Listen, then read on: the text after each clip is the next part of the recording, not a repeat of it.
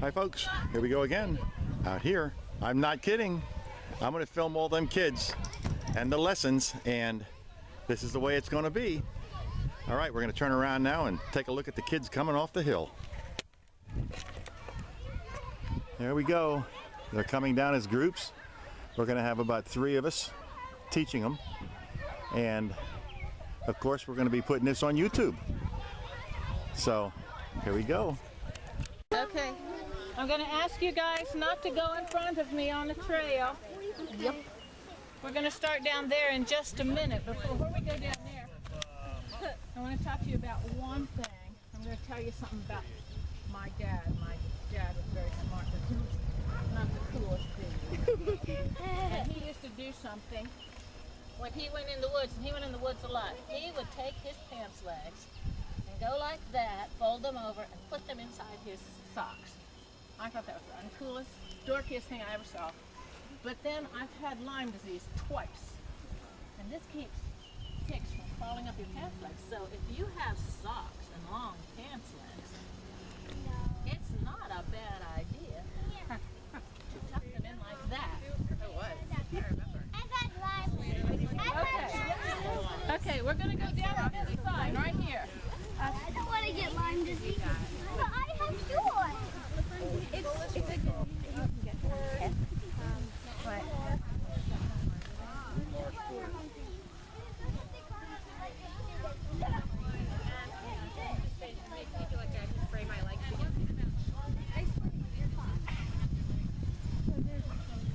we'll pick them off. We've had a few too. Oh, I'm sure ticks are bad this year. Very bad. They really are. I guess they said it's because it's been so dry. Yes. I didn't realize that. Because it's cold enough to get rid of them all. Oh, it's all right. That's all right. I like to have voices on here too. Part of the trail. And this trail has a name, and the name of this trail is Great Oak. Great Oak. Why do you suppose this trail is called the Great Oak Trail? Yes.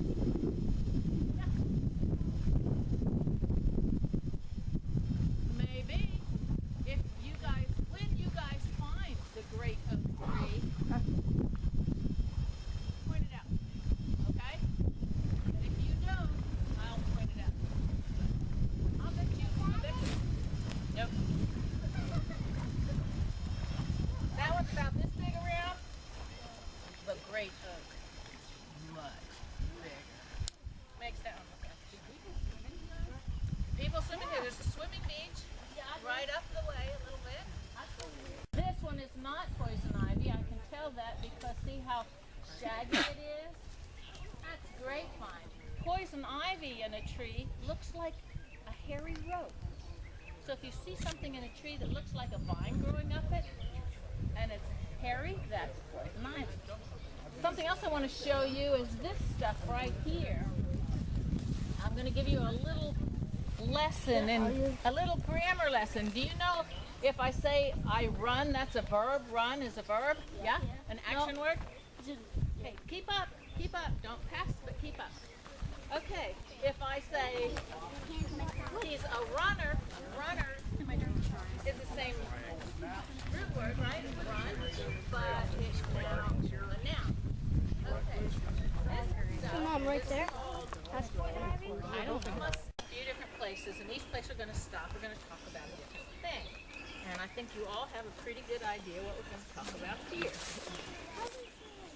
What do you think we're going to talk about here? Yes, sir. Mostly wildlife. Uh-huh. And something that somebody already saw some of. Oh. Yes, sir. Trash.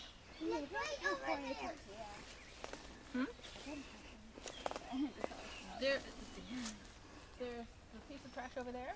And there's a piece of trash back there. Yes? I'll tell you something. Neither of those 2 pieces of trash were here yesterday. Were they? Nope. Nope. Not here yesterday.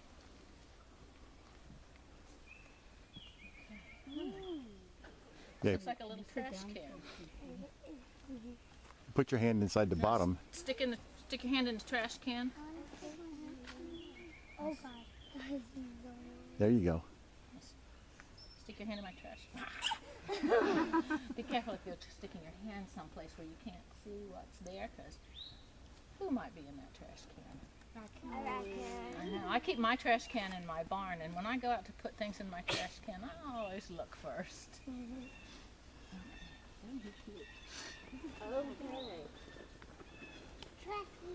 Trash is a big problem. What are the 3 R's when it comes to conservation and the environment? Yes, ma'am. Recycle, reduce, And reuse. perfect. Reuse, reduce, and recycle. What do you mean to reuse? Yes. You can reuse something by using it again. Right. Like a water bottle, you can fill it up again with water after That's you right. That's right. Or you can buy a little bottle that won't get chemicals into your water, and you just keep refilling it and refilling it and refilling it. So you're reusing. What else can you reuse? Anything else that you use at home that you can use more than once, not throw away and get a new one? You can, this is like something I've seen people do. Like people that do recycle things without like reusing them or using them, companies will use them and they'll like blend them together. Like I think they said plastic water bottles are used to make new ones. Right. So that would be the recycling part, wouldn't it? We're taking it and taking that product, those chemicals and things, mushing it down, using it again. Okay, for something entirely different. As a matter of fact, the benches you're sitting on are made from plastic water bottles? Recyclable materials. They're recycled materials, so those plastic benches will last a long time, and better that they were used here than down in the woods. So be sure to keep your plastic bottles, take them with you. What's reduce mean? How would reduce have to do with this? Yeah? I don't know. Well, let me give you a clue. It says here that each person generates about 4.4 pounds of waste a day. So is there anything you can do to reduce the amount of stuff that you throw away? That's what it's about. Yeah. You can put some of the stuff in the recycling bin. Right.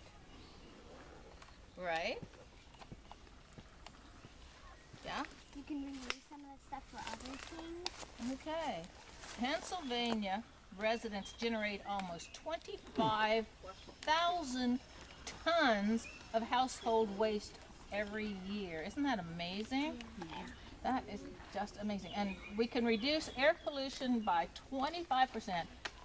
25%. Reducing it by 25%. How much of that? Can you turn 25% into a fraction? That's getting rid of a fourth of it. 50% is half. 25% is a quarter. So it'd be getting rid of a fourth of all the pollution just by recycling paper. Isn't that amazing? I go kayaking a lot. The other day I was kayaking on the Schuylkill River. And what do you think I found as I was yeah? Trash. Lots of trash. What kind of trash do you think I found in the woods along the river? Yeah? Bottles or like paper. Yep. Soda cans. Yep. Top lids. Yep. Diapers maybe. Not this time, but I have found diapers in the woods. Along the river, what do you think I found a whole lot of? Yeah? That's it. Miles of old fishing line and the trees and pulling it down. I had this big pile of old fishing line in my boat and a bunch of hooks too. And what do you think's wrong with having that fishing line out there? Yes. An animal could get to hook its mouth and die. Yeah. Here's a picture of a dog. See this three? Is this a three? Yeah, I think this is a treble hook. 3 hooks on this one from a fishing line. And it was in the dog. What the heck? See, there's a fish hook that was inside the dog. Well, the dog got taken to the doctor, right? When you fish for fish, it usually gets caught and then they start Right, right. killing Yes, it's not built to be healthy for animals. What about the fishing line itself? What happens with the fishing line? Some animal could choke on it and die from it. Yeah. What else can happen to it? Yeah. They can get tangled up in it. Uh-huh. And when they get tangled up in it, two things can happen. One is, I'm tangled and I can't get loose. So how am I going to get to go find my dinner? So I'm just going to be stuck there and I'm going to starve. The other thing that can happen to it is it can get wrapped around their leg or an arm, and then what's going to happen? So when they fight, they won't win their fight that they try to fight. They can end up, yeah, it can end up cutting off the blood to their leg, and then they're going to lose the leg, and probably that will kill them too. Okay, so fishing lines. We never been on this trail before. Yeah, but she said that was the trail. Get it? Find a feed. Here. Find a feed. You don't know how to? Okay. Okay. Now, here we're going to be talking about things that live in the woods and where they live in the woods. What kind of animals do you suppose live around here? Big ones? Little ones? Teeny tiny little things? What? Most commonly rats, mice, birds. Good. Good. Good. Maybe sometimes deer. Lots of deer. Owl. Raccoon. Raccoon. Of course, at the beginning, you saw that this was called the Great Oak Trail. The reason, and she let them try to pick out why, is because of the one great oak tree we have growing here. This has a lot of animals living in it, and that's what she's explaining to them right now. She's doing an outstanding job.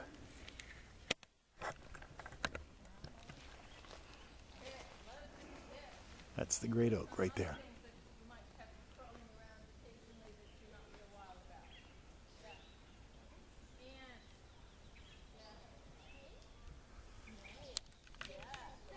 Red foxes tend to be more red, gray foxes tend to be more gray, but not only that, red smaller. Reds tend to be a little smaller. They also, the red foxes have a white tip on it. Pop its head up out of the chimney, climb up on top, and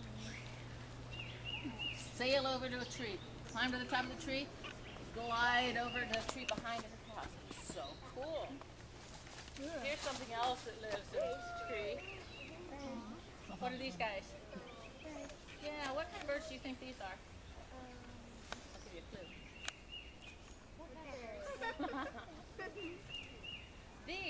Here's a funny thing for you. These are probably red-bellied woodpeckers. They look like red-headed woodpeckers, but red-bellied woodpeckers are red on the top of their head.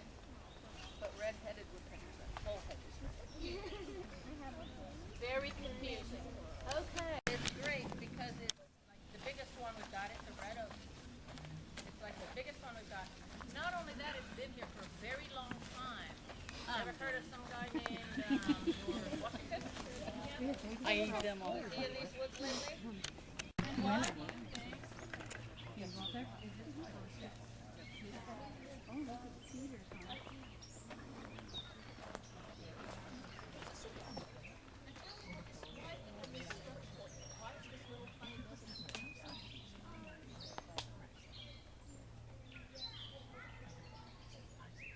Right, so you're watching the but why the building?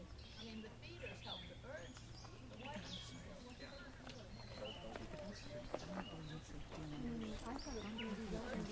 What?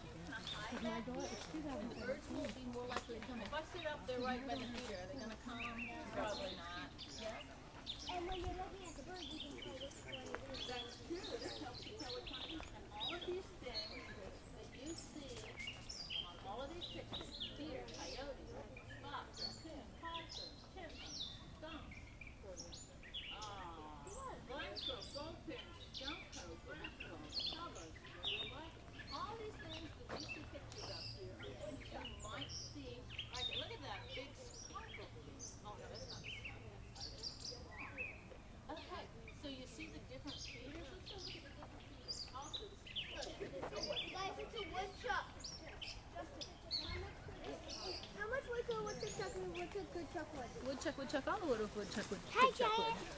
Okay, so here's a bird feeder, and this bird feeder is for birds like goldfinches that have little tiny beaks. So the little bird can stand here and get this, and the squirrel can't reach in there, can he? Big bird can't reach, the big nose can't reach in there, can he? So this is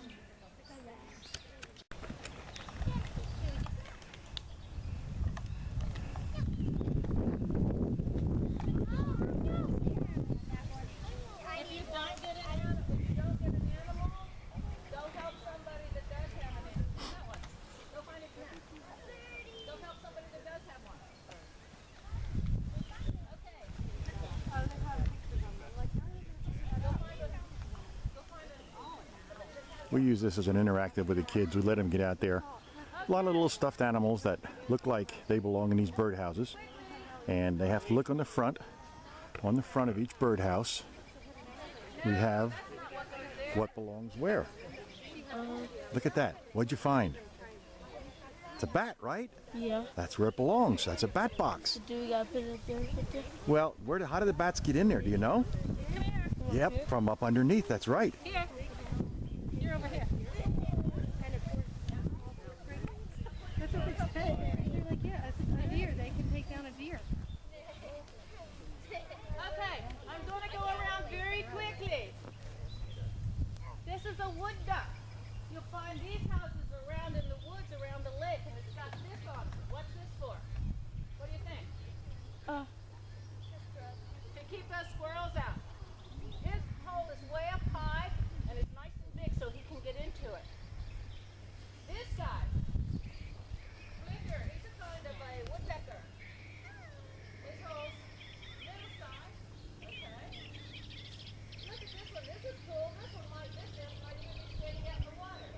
It's some wire, then some straw, and then another roll of wire sitting out in the water. And then, it just right in there. Yep. This one is for butterflies. This one is for barn owls. There are very few barn owls around here. We're trying to get more.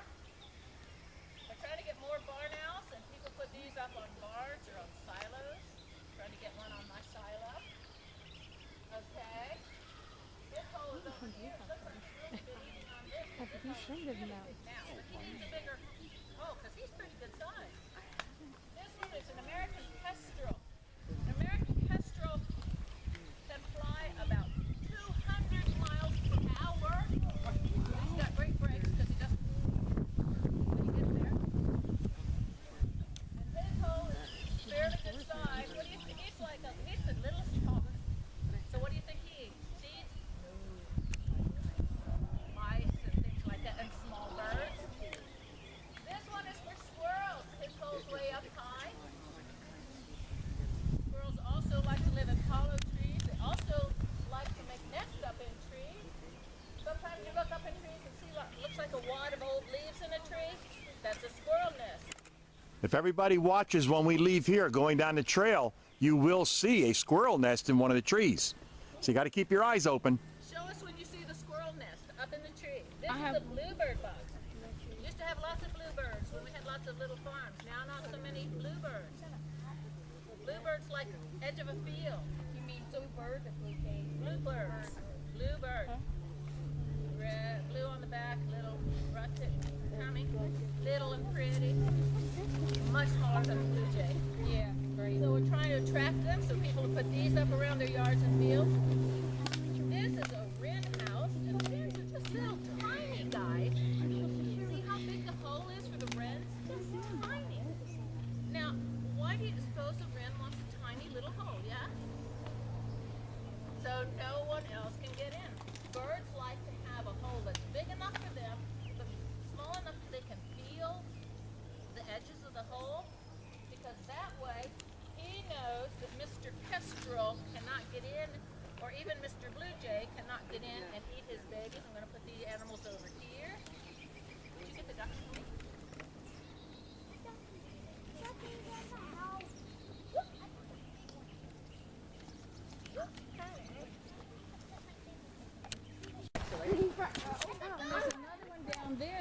looks like a pile of leaves in the tree. Oh, yeah. See, I'm a squirrel. So we got about 5 minutes. That's it. Okay. So what we wanted to talk about here is habitat enrichment. What's habitat? Yes.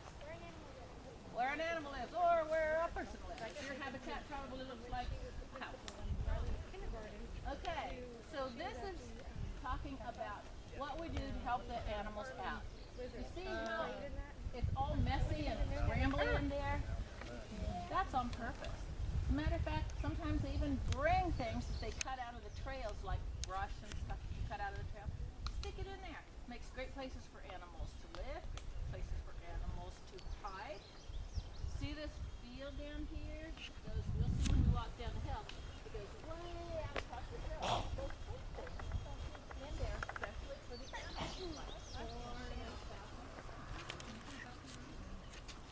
I don't know if there are any beavers here right now. There are beavers in the area.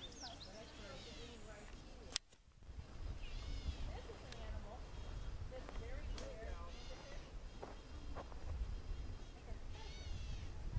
Now, it's not reintroduced dozen. They're not native. We're doing a photo.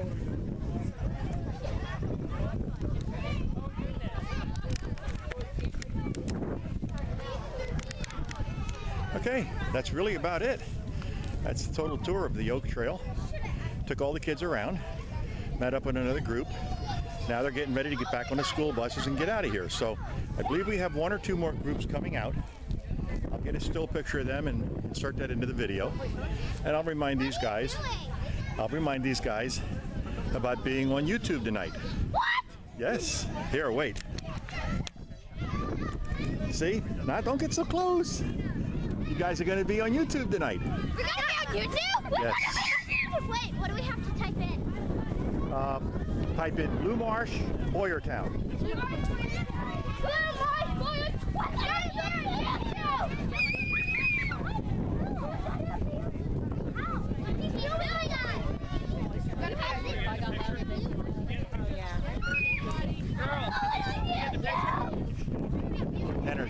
Energy. All this energy.